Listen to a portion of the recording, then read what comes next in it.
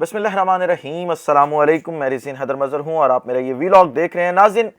Chief justice of Pakistan Umar Ata Bandial, جنہوں نے اس نظام کے ساتھ ٹکر لینے کا فیصلہ کیا تھا اور یہ کہا تھا کہ اب جو کچھ مرضی ہو جائے، پاکستان میں کوئی بھی غیر آئینی کام نہیں ہوگا اور الیکشنز وقت پر ہوں گے، اور انہوں نے آخری سماعت جو ہوئی تھی الیکشنز کیس کی، اس میں یہ کہا تھا کہ سوموار کو آپ کو اچھی خبریں سننے کو ملیں گی، لیکن آج اتوار کے روز جب ختم ہو چکا ہے اور اگلا دن شروع ہونے والا ہے، اور اب سے کچھ گھنٹے بعد سپریم کورٹ آف پاکستان کے کمرہ عدالت نمبر 1 کے اندر سماعت ہونی ہے اس کیس کی، اس سے پہلے جو خبر آئی ہے وہ یہ ہے کہ چیف جسٹس عمر عطا بندیال برے طریقے سے پھنس چکے ہیں اور ان سے بڑی معذرتیں ہو چکی ہیں۔ اس حوالے سے ایکسکلوسیو ڈیٹیلز آپ کے ساتھ شیئر کرنی ہے۔ پھر نون لیگ نے تیاری پکڑ لی ہے اس سماعت کے حوالے سے، اور بڑا خوفناک اور بھیانک پلان جو ہے وہ تیار کر لیا ہے، وہ آپ کے ساتھ شیئر کرنا ہے۔ اور پھر یہ جو پاکستان کی تاریخ کا ایک اہم ترین دن ہے کل کا، اس حوالے سے اب ہونے کیا جا رہا ہے، کل کے دن میں کیا کچھ ہوگا کل اسلام آباد کے اندر، یہ تمام تر تفصیلات بھی آپ کے ساتھ شیئر کرنی ہے۔ لیکن ان تمام تر تفصیلات سے پہلے درخواست بھی کرنی ہے کہ چینل کو سبسکرائب کرنا مت بھولیے گا، بیل آئیکن کو بھی دبا دیجیے گا تاکہ میرے آنے والی تمام تر ویڈیوز آپ تک پہنچتی رہیں اور آپ کو اور میرا جو تصویر اور آواز کی دنیا کا ساتھ ہے یہ برقرار رہ سکے۔ ناظرین، chief justice of Pakistan Umar Ata Bandial نے جس دن یہ فیصلہ کیا تھا کہ اب کوئی غیر آئینی کام نہیں ہوگا، تو شاید ایک شخص جو لندن میں بیٹھا تھا، جس نے لندن پلان تیار کیا تھا، دراصل جو اس کا ایک اہم کردار تھا، اس نے یہ کہا ہو کہ یہ بھی کیسا شخص ہے جو اس ملک کے اندر جو ہے وہ آئین کی پاسداری کروانا چاہتا ہے، اور ہم آئین کی پاسداری کیسے ہونے دے سکتے ہیں۔ اور افسوس کی بات یہ ہے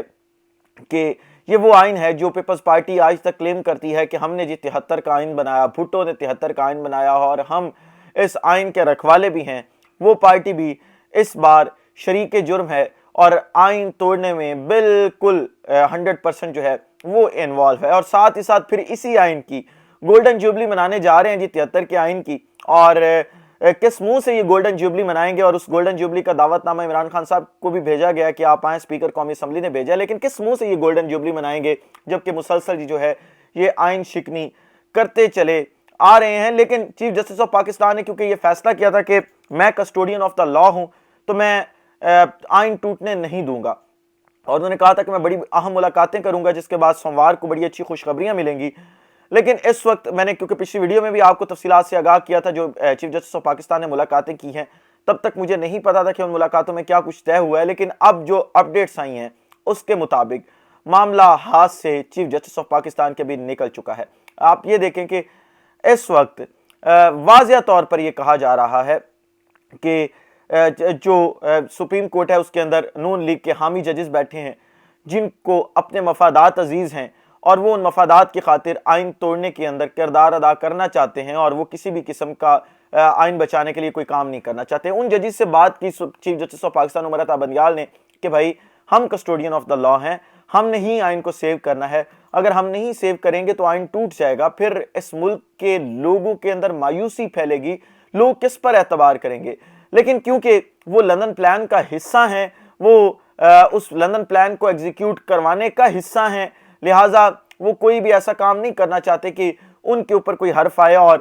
ان کے مالک انہیں یہ کہیں کہ آپ نے یہ کیا کر دیا۔ لہٰذا انہوں نے آج چیف جسٹس آف پاکستان میں چیف جسٹس آف پاکستان نے کیونکہ ملاقاتیں جو تھیں وہ جو اسلام آباد کی سوسائٹی ہے جہاں پہ کالونی ہے جہاں پہ یہ تمام لوگوں کے گھر ہیں، چیف جسٹس آف پاکستان اور تمام لوگوں کے گھر ہیں، وہاں پہ ملاقاتیں، اس کالونی میں ملاقاتوں کے بعد چیف جسٹس آف پاکستان سے ان تمام لوگوں نے معذرت کر لیا۔ انہوں نے کہا ہے کہ جی ہم آپ کا اس کام میں ساتھ نہیں دے سکتے، آئین ٹوٹتا ہے ٹوٹ جائے لیکن ہم آپ کا ساتھ نہیں دیں گے۔ اور افسوس کی بات یہ ہے کہ یہ آئین توڑنے کے اندر جو معاونت فراہم کر رہے ہیں یہ سپریم کورٹ آف پاکستان کے ججز ہیں، جو اپنے آپ کو جمہوری کہتے تھے، جو اپنے آپ کو کسٹوڈین آف دا کانسٹیٹیوشن کہتے تھے، جو اپنے آپ کو اینٹی اسٹیبلشمنٹ کہتے تھے۔ لیکن اس وقت جو کچھ یہ تمام ججز کر رہے ہیں وہ آپ کے سامنے ہے۔ لیکن نون لیگ نے بھی بڑی تیاری اس حوالے سے ایک اور پکڑ لیا۔ انہوں نے کہا جی کہ اگر معاملہ کوئی خراب ہوتا ہے، ایک تو یہ سپریم جوڈیشل کاؤنسل کو جو ہے وہ ریفرنس بھیجنے لگے ہیں 3 ججز کے حوالے سے، اس کے ساتھ ساتھ یہ کاروائی اب یہ ڈالنا چاہتے ہیں کہ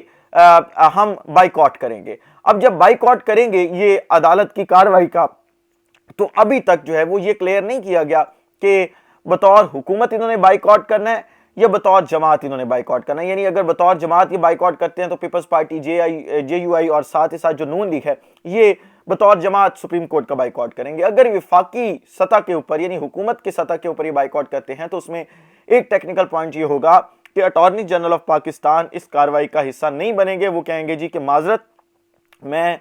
حکومت کے کہنے کے اوپر جو ہے وہ اس پوری کی پوری کارروائی کا بائیکاٹ کر رہا ہوں. اگر بائیکاٹ کیا جاتا تو ظاہری بات ہے پھر توہین عدالت لگے گی، تمام لوگوں کے اوپر توہین عدالت لگے گی اور تمام لوگ گھر جائیں گے. یہی پوائنٹ نون لیگ چاہ رہی ہے کہ ان کو گھر بھیجا جائے، وہ گھر جائیں نہیں، یعنی وہ خود نہ جائیں، ان کو گھر بھیجا جائے تاکہ ان کے پاس کچھ بیچنے کے لیے چورن ہونا چاہیے بعد میں بھی عوام میں جا کے کہ دیکھیں ہم تو کام کر رہے تھے، ہم تو معاملات ٹھیک کر رہے تھے، لیکن اس سپریم کورٹ آف پاکستان نے ہمیشہ ہماری حکومت کو گھر بھیجا اور اب کی بار بھی جو ہے وہ حکومت کو انہوں نے گھر بھیج دیا. لیکن معاملہ بالکل کلیئر ہے کہ عوام اس وقت سمجھ چکی ہے کہ یہ غیر جمہوری لوگ ہیں، یہ غیر آئینی لوگ ہیں، یہ عوام کے مینڈیٹ پہ شب خون مارنے والے لوگ ہیں. یہ لوگ کبھی بھی عوام کے مفاد کے اندر نہیں ہیں، نہ ہی پاکستان کے مفاد کے اندر ہیں، کیونکہ جس طریقے سے پچھلے 12-14 ماہ میں یہ بے نقاب ہوئے ہیں شاید ہی آج تک کوئی حکومت اتنی بے نقاب ہوئی ہو، اتنی بدنام ہوئی ہو عوام پاکستان میں جتنی یہ ہو چکی ہے. لہٰذا ان کے پاس کوئی دوسرا آپشن نہیں ہے، صرف یہ ہے کہ یا تو یہ سانپ بن کر حکومت پہ بیٹھے رہیں، حکومت چھوڑنے پہ آمادہ نہ ہو، نہیں تو جو ہے سوری یہ بیانیہ لے کے گھر چلے جائیں کہ جی نہیں معذرت جی ہمیں چلنے نہیں دیا گیا. لیکن اگر یہ بیانیہ بنانے کی بھی یہ کوشش کرتے ہیں تو آپ آج لکھوا کے رکھ لیں کہ ان کا یہ بیانیہ بھی پٹ جائے گا اور ان کے معاملات جو ہے وہ اب ہاتھ سے نکل چکے ہیں اور ان کے ہاتھ میں کچھ آنے والا نہیں ہے. کل کے حوالے سے بڑی اہم چیزیں ہونی ہیں کیونکہ کل تاریخ کا اہم دن ہے. آپ کو سارا دن اپڈیٹ کریں گے، انشاءاللہ لائیو سیشن بھی کریں گے، اس کے اندر بھی آپ کو مسلسل جو ہے وہ اپڈیٹ کریں گے کہ اسلام آباد کے اندر کیا کچھ چل رہا ہے. لیکن وکلا بھی دوسری طرف جو ہے وہ ڈٹ گئے ہیں، عمران خان صاحب ڈٹ چکے ہیں، تمام لوگ اکٹھے بھی ہو رہے ہیں کل جو اسے کہہ سکتے ہیں آپ کے شارع دستور ہے اس کے اوپر. اب یہ دیکھنا ہوگا کہ کیا آیا حکومت اور تمام غیر جمہوری قوتیں جو اس وقت آئین توڑنا چاہتی ہیں، جو اس وقت ملک میں انتخابات نہیں چاہتی، اس صورتحال میں جب تمام مسائل کا حل جو ہے وہ صرف انتخابات میں ہے، وہ کامیاب ہوتی ہیں یا وہ شخص کامیاب ہوتا ہے جو یہ کہہ رہا ہے بطور ایک ادارے کا سربراہ کہ نہیں بھائی میں آئین نہیں ٹوٹنے دوں گا، میں پاکستان کو مزید اس بحران میں نہیں رہنے دوں گا، میں اس بحران سے پاکستان کو نکالوں گا اور میں نکال کے ہی دم لوں گا. لہٰذا کل فیصلہ ہوگا اور بڑا فیصلہ ہوگا. مجھے امید ہے کہ جو بھی فیصلہ آئے گا وہ پاکستان کے حق میں فیصلہ آئے گا. اسی لوگ سے اجازت دیجیے، اپنا خیال رکھیں، اپنے کے لوگوں کا خیال رکھیں، وطن عزیز پاکستان کا خیال رکھیں، وطن عزیز پاکستان کا اور تمام لوگوں کا اللہ حامی ناصر ہو. پاکستان زندہ باد.